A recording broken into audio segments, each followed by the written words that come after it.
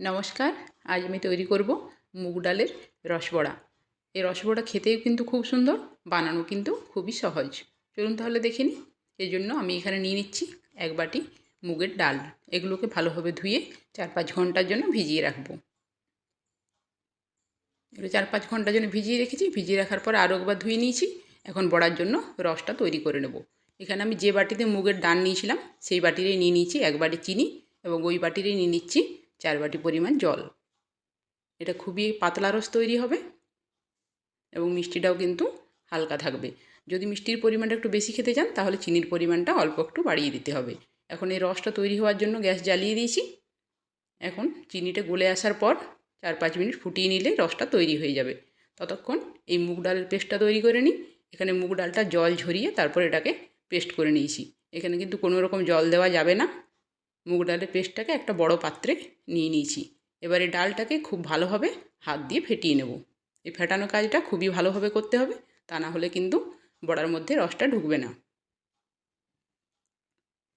এবারে দেখুন ফেটানোর পর কীরকম লাইট কালার এসছে এবং এটা নাড়তেও খুব একটা হালকা ভাব চলে এসছে। এর মধ্যে দিয়ে দিচ্ছি আমি 1/2 চামচ লবণ বা স্বাদ মতো লবণ।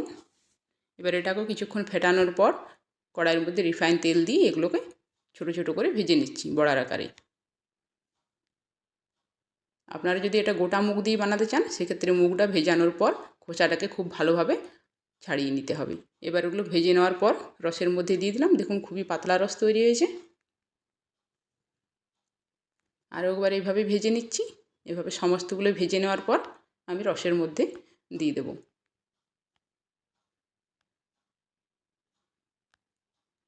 এভাবে এগুলো হালকা কালার হয়ে এসছে। এবার এগুলোকে উল্টে দিচ্ছি।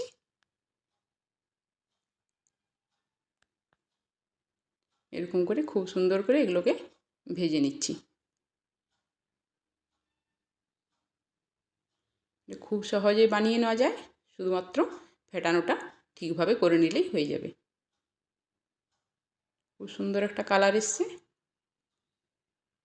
এবার এগুলোও ভেজে নেওয়া হয়ে গেছে। এখন এগুলোকে তুলে রসের মধ্যে দিয়ে দেবো।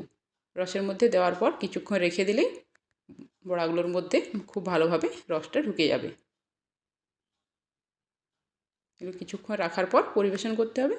দেখুন বড়াগুলো কত সুন্দরভাবে তৈরি হয়েছে। আমি একটা দেখিয়ে দিচ্ছি কতটা পরিমাণে রস ঢুকেছে এর মধ্যে। আমার এই রেসিপিগুলো যদি আপনাদের ভালো লেগে থাকে পাশে থাকার অনুরোধ রইল। সুস্থ থাকবেন, ভালো থাকবেন।